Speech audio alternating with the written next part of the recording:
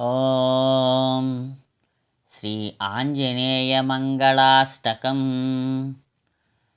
वैशाखे मासि कृष्णाय दशम्यां मन्धवासरे पूर्वाभाद्रप्रभूताय मङ्गलं श्रीहनुमते करुणारसपूर्णाय पलापोपप्रियाय च माणिक्यहरखण्डाय मङ्गलं श्रीहनुमते सुवर्चलाकलत्राय चतुर्भुजधराय च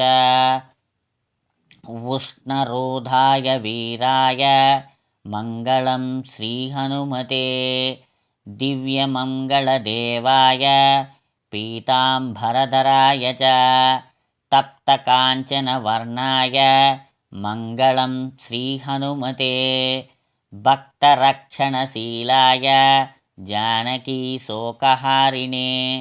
ज्वलात्पावकनेत्राय मङ्गलं श्रीहनुमते पम्पातीरविहाराय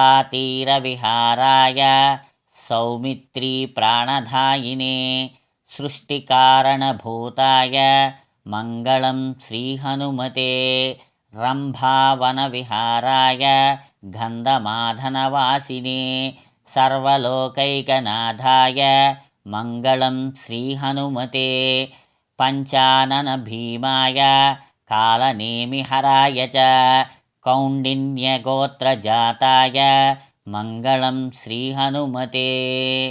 ॐ श्री आञ्जनेयमङ्गलाष्टकम्।